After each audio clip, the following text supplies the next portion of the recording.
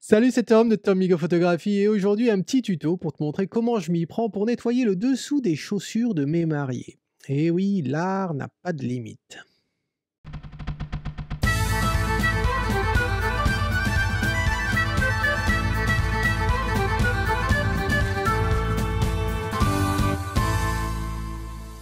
Alors, j'avais pas prévu de sortir cette vidéo aujourd'hui, hein. Il était censé sortir la revue photo du mois de septembre ainsi que l'annonce du vainqueur ou de la vainqueur, mais voilà, je suis bloqué par une séance de retouche photo d'un mariage que j'ai fait au mois d'août et il faut absolument que je rende ces photos d'ici dimanche soir et donc je n'ai pas eu le temps de faire la vidéo. Les deux vidéos sortiront en tout cas mercredi, donc marque ça dans ton calendrier, mais je voulais pas te laisser les mains vides pour le week-end et j'ai décidé de faire un petit tutoriel Photoshop parce que je sais que tu adores ça. En tout cas, ce dont je suis sûr, c'est que ce tutoriel Photoshop d'aujourd'hui ne générera pas, probablement pas la même polémique que la semaine dernière quand j'ai sorti un article et une vidéo parlant des cartes mémoire et ma façon de gérer ces cartes mémoire en tant que photographe professionnel d'événements uniques tels qu'un mariage. Il s'avérait que ça a généré énormément de réactions, aussi bien sous YouTube que sous l'article blog, ainsi que des emails. J'ai reçu pas mal d'emails directement qui n'étaient pas sympas pour la majorité des cas, des gens qui ont été très frustrés des arguments ou du moins des propos que j'ai tenus et des termes que j'ai employés en disant qu'une certaine catégorie de professionnels ou semi-professionnels me répugnaient et je les appelais les cow-boys. Certains se sont sentis visés apparemment, ou d'autres simplement ont eu leur rêve de devenir photographe de professionnel de mariage ou semi-professionnel un petit peu gâché, un petit peu abîmé, et peut-être une remise en question. Et dans ce cas-là, eh bien non, je ne suis pas désolé, je suis content. Voilà, que ça vous amène à réfléchir. Tant qu'aux arguments qui m'ont été fournis, ils ne tiennent pas la route en ce qui concerne le budget, les finances pour pouvoir acheter un tel appareil, etc. Ça ne tient pas la route. Pendant des années, j'ai utilisé un 60D et par contre, à chaque fois que je devais faire un mariage ou un événement unique pour lequel j'étais payé, je louais le matériel. Voilà, vous pouvez le faire. Si vous n'êtes pas prêt à louer du matériel, peut-être vous n'êtes pas prêt à commencer un business, voilà, en tant que photographe. Donc, je vais fermer le couvercle sur ce sujet-là, voilà, et on va rentrer dans le vif du sujet sur ce tutoriel. Alors, comme je disais, je suis en pleine séance photo, retouche photo, et j'avais cette photo que tu vois là. C'est une photo des chaussures de la mariée, bien évidemment. Et la mariée avait décidé d'acheter des autocollants pour mettre dessous ses chaussures, sous ses semelles, et qui veut dire en anglais I do, qui signifie je le veux, je le souhaite, quand la personne qui opère la cérémonie de mariage demande si vous voulez épouser monsieur ou mademoiselle. À ce moment-là, on répond I do. Seulement, on s'est aperçu que si on met les chaussures inversées, eh bien, cette affirmation se transforme en une question. Do I? Est-ce que je veux l'épouser? Telle est la question. On a trouvé ça un petit peu comique avec la mariée et donc j'ai décidé de faire une photo. Cela dit, comme tu peux remarquer, elle avait déjà utilisé ses chaussures dans la rue et donc du coup, le dessous de ses chaussures est sale. J'ai quand même pris la photo, j'ai dit peut-être que j'essaierai de nettoyer tout ça dans Photoshop et je crois que ça va marcher. Donc je voulais te montrer comment je vais m'y prendre. Alors, voici la photo originale, voici le résultat à gauche que j'ai obtenu. Voilà, c'est quand même pas mal. Alors, on va aller dans Photoshop et je vais te montrer. Alors, voilà la photo de départ et il y a 2-3 trucs. À part la saleté, il y a 2-3 trucs auxquels il faut faire attention. Sur la photo, déjà, elle n'est pas très centrée, mais ça, c'est pas trop grave. On fait ça après dans Lightroom. Mais je remarque, ici, il y a son doigt là qui sort, qui me plaît pas. Ici, il y a la boucle de la chaussure qui me plaît pas non plus. Ici, il y a juste un petit, le dessus de sa chaussure qui est un petit peu apparent, qui est doré, qui attrape l'œil et que je n'aime pas.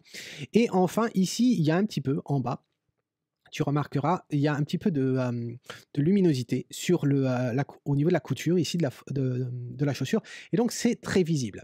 Donc dans un premier cas, ce que j'ai déjà fait, parce que j'ai déjà travaillé sur cette photo, c'est que je me suis occupé des détails, voilà. Donc simplement, j'ai retiré ça, ça a été une combinaison en fait une combinaison de l'outil pardon, de tampon et de clonage et puis aussi l'outil correcteur dit l'outil pansement, voilà. Donc ça, je mets ça de côté.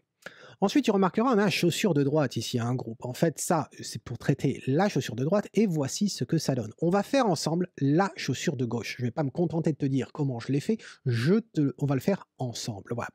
Alors, on va essayer de refaire exactement la même chose qu'à droite et pour ce faire, je vais créer un nouveau calque, un calque vierge, voilà ici, que tu vois dans le panneau des calques et je vais placer ce calque jusqu'au-dessus. Est-ce que ça a de l'importance? Non pas dedans, mais au-dessus. Voilà. Est-ce que ça a de l'importance? Non. C'est simplement parce qu'on va être amené à créer d'autres calques. À ce moment-là, ils seront tous au-dessus avant que je les rentre regroupe dans un dossier. Voilà. Alors, dans ce calque numéro 5, qu'est-ce que je vais faire? Eh bien, je vais commencer à regarder la chaussure de gauche. Et on va retirer des grosses parties en fait de saleté. Et pour ce faire, je vais simplement utiliser l'outil pansement. Voilà, ici. Là, qu'est-ce que je vais faire? Eh bien, je vais simplement passer très rapidement, tu vois, comme ça, ici, hop, dessus, ici, vraiment les gros points que l'on voit apparaître, tout simplement. Voilà, ça n'a pas besoin d'être super précis l'histoire, et tu t'aperçois qu'on a un petit peu de flou, et cetera. T'en fais pas, c'est pas du tout un problème. Voilà. Une fois que j'ai fait ça, tiens, il y a un petit point ici, je vais le retirer. Voilà, bref, parfait. Une fois que j'ai fait ça, maintenant, je vais m'attaquer à éclaircir en quelque sorte ces parties noires. Alors pour éclaircir, comment je vais faire? Eh bien, je vais choisir une couleur. Et pour choisir la couleur, déjà, je vais d'abord créer un nouveau calque. J'aime bien travailler avec les calques comme ça me permet de revenir en arrière plus facilement et puis aussi d'utiliser les modes de fusion. On va en voir un aujourd'hui. Alors, ce que je vais choisir une couleur. Je vais choisir une couleur qui se trouve ici et pour choisir une couleur, il me suffit de choisir la brosse. Voilà, l'outil brosse ici et puis réduire sa taille. Et quand j'appuie sur la touche Alt ou Option sur un Mac, eh bien, tu aperçois que le curseur change et on se retrouve à avoir une pipette. Là, ça me permet en fait de sélectionner une couleur. Alors, je vais sélectionner une couleur, je vais prendre celle-ci, je pense, ou du moins, tiens, je vais choisir celle-ci. Voilà. Tu aperçois que la couleur est choisie, elle se retrouve ici au niveau du sélecteur, sur l'avant-plan. Et maintenant, il va me suffire de peindre. Alors, je ne vais pas prendre un flux de 15%, je vais prendre carrément un flux de 100%. Voilà. Au niveau de la dureté du pinceau, si on appuie sur CTRL et ALT en même temps et que je clique, eh bien, tu vois, la dureté, elle est à 51%. En fait, ce que je vais faire, c'est que je vais le mettre à 0%. Voilà, ça va être aussi simple que ça. Et puis, ce qui va être très important surtout, on va changer le mode de fusion. Parce que si je peins là, en fait, ça va peindre partout. Voilà. Mais j'ai envie, en fait, d'affecter uniquement les parties qui sont sombres, qui sont plus sombres que la couleur que je vais utiliser sur cette brosse. Et c'est là que non pas le masque, le mode de fusion est intéressant. Le mode de fusion, on n'en a pas parlé jusqu'à présent, on l'a ici, normal, et quand tu cliques, tu aperçois qu'on a plein de modes de fusion. J'aurai l'occasion de faire un tutoriel, ou du moins j'essaierai de faire un tutoriel expliquant la différence de tous ces modes de fusion. C'est assez compliqué, mais tu t'aperçois qu'en fait, ils sont groupés, en fait, ces modes de fusion, ils sont groupés par type d'action. Tout le premier groupe ici, en fait, ça va tendance à avoir assombrir ton image. Ici, ça va tendance à avoir éclaircir et après, différentes modes. Dans notre cas, aujourd'hui, on va utiliser éclaircir. Voilà. Et quand tu utilises éclaircir, en fait, ça veut dire que quand je peins, et bien sur ce calque, en fait, ça ne va peindre uniquement sur les tons qui sont plus foncés que la couleur que j'emploie. Voilà. Donc, je commence à peindre aussi simple que ça. On t'aperçoit que c'est très très clair tout ça, mais ce n'est pas grave. Voilà. Et tu comprends maintenant pourquoi j'ai fait une lecture ici. Du coup, ça se marie bien ensemble, les deux tons. Voilà, hop. Comme tu t'aperçois, on a aussi une différence de ton en bas, mais ce n'est pas grave du tout. Voilà. Là, ce que je vais faire, c'est que je vais aussi réduire la taille un petit peu augmenter la dureté un petit peu de la brosse, pas de beaucoup, je pense 40%, ça devrait le faire. C'est simplement pour éviter que je déborde de trop sur les côtés, voilà. Ça me permet d'avoir une meilleure gestion. Alors là, je vais relativement vite, c'est parce que j'utilise en fait ma tablette. Si on avait une souris, ça serait pas aussi simple, de faire ce genre de travail. De toute façon, dès qu'on commence à faire des retouches dans Photoshop, utiliser la souris, ça devient relativement compliqué, voilà. Donc là, je vais zoomer un petit peu.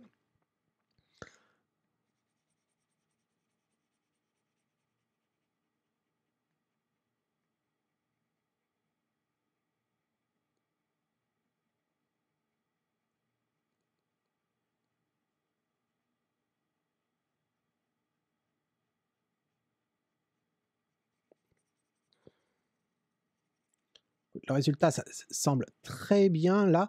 Alors, quand on est droitier, ça peut être un peu embêtant de peindre dans ce sens-là. Alors, ce que j'aime bien faire à ce moment-là, eh bien, c'est que je pivote ma photo. Ça ne change pas le cadrage de la photo. Ça ne retourne pas la photo. Non, c'est simplement faire pivoter l'image. Et je fais ça avec 2 doigts sur la tablette. Sinon, tu as la possibilité de le faire aussi en utilisant euh, d'autres touches dont, j'avoue, je ne me souviens pas, mais ça va être affiché sur l'écran. Voilà.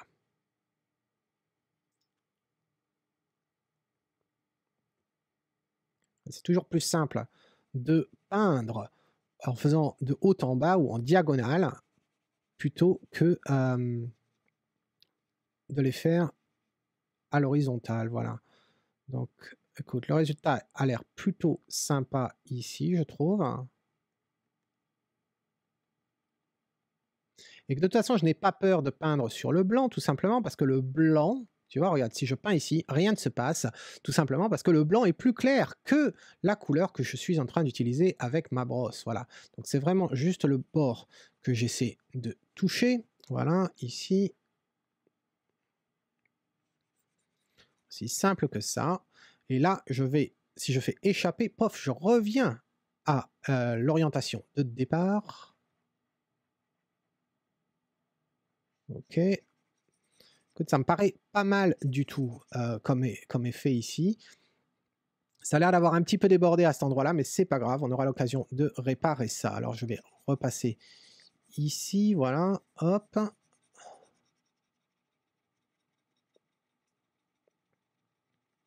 Ok. Si je dézoome, donc voici ce que l'on obtient.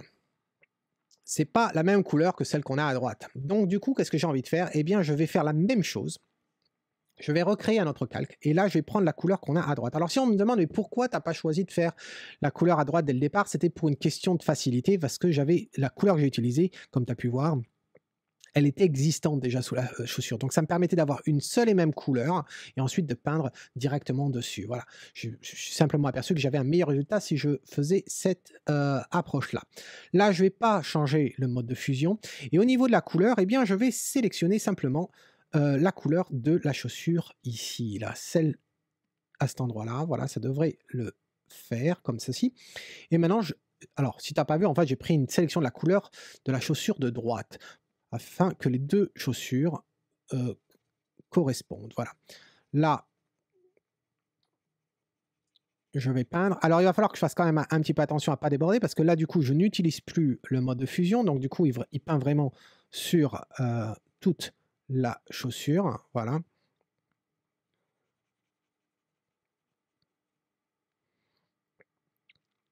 Alors, je zoome. Voilà.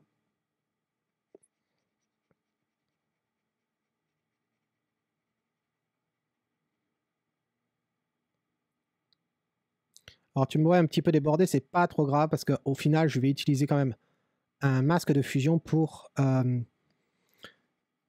retirer tout débordement qui serait fait. Voilà.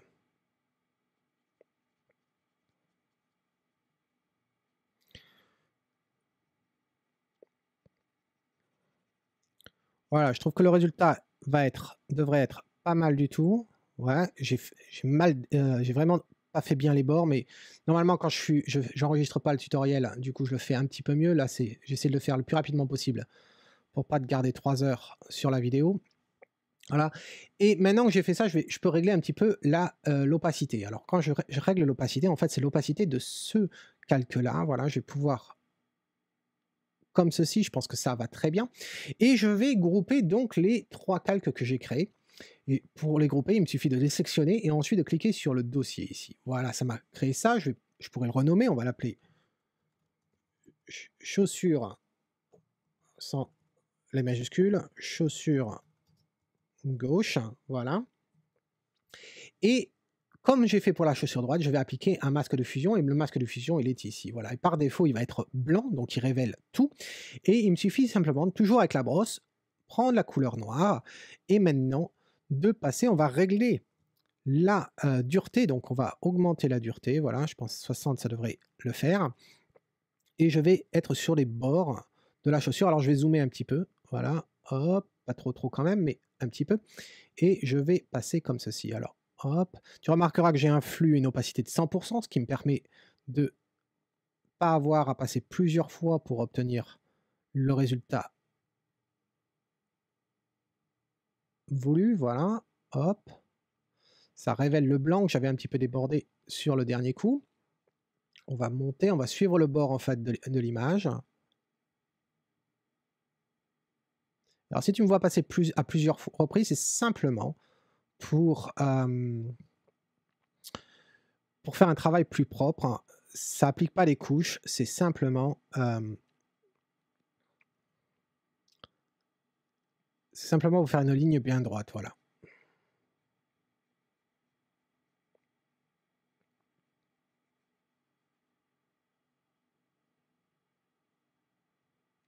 Hop, tu vois, je suis passé un peu trop vite, donc je vais faire X, ça va m'inverser la couleur, je repasse en blanc là, et donc du coup, en blanc sur le masque de fusion, ça va le cacher un peu, voilà. Aussi simple que ça. Et je repasse X, je repasse sur le noir pour nettoyer tout ça.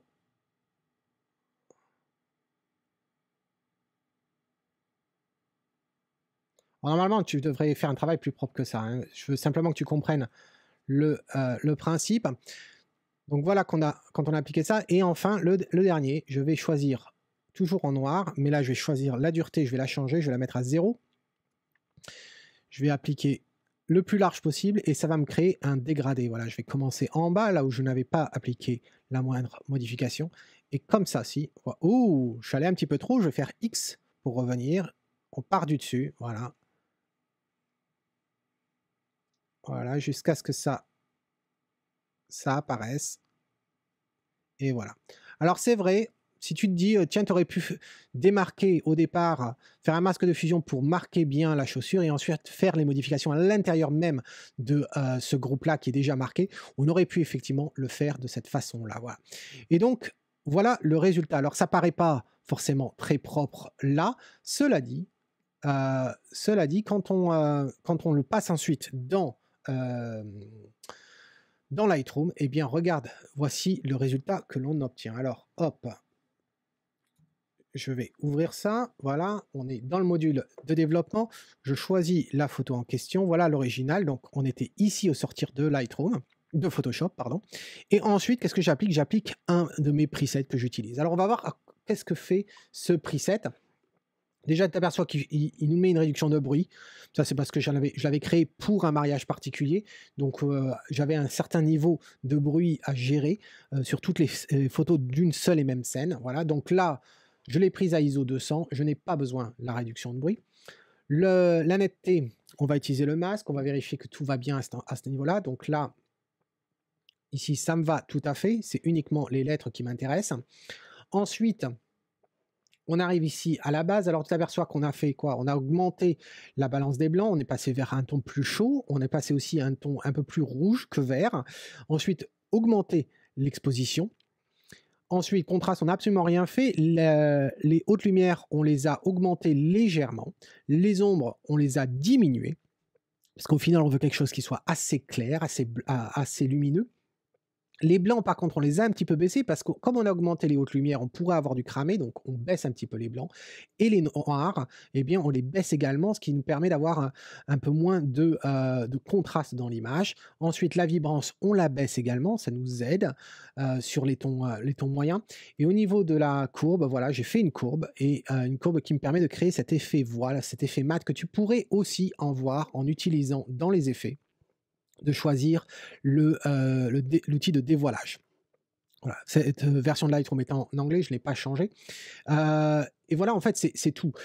Là, par contre, ce que je souhaite faire, c'est un recadrage parce que l'image n'est pas vraiment très bien cadrée. Donc, ce que je vais faire, eh bien, je vais simplement diminuer. Alors, pour la diminuer, on va passer ici. Et l'idée, en fait, c'est de la centrer. Et là, ça me convient. Une fois avoir fait ça, eh bien, voici l'image finale et je te remontre l'image de départ. Voilà. Alors je sais pas ce que tu en penses, mais je n'ai absolument aucun regret d'avoir retouché, d'avoir pris la photo déjà des chaussures. Encore une fois, rappelle-toi, j'ai fait une vidéo il n'y a pas longtemps sur et c'était sur le même mariage. Pensez dans photo ce que tu peux faire après coup, en post-production, parce que sinon, si tu n'y penses pas, eh bien, tu peux passer à côté de véritables opportunités et ça aurait été quand même dommage de ne pas pouvoir faire cette photo des chaussures de la mariée. En attendant la prochaine fois, eh bien, cet homme qui te dit si tu aimes ce que tu vois, eh bien, capture-le, regarde en dessous de tes chaussures, il y aura peut-être quelque chose de sympa. Cheers.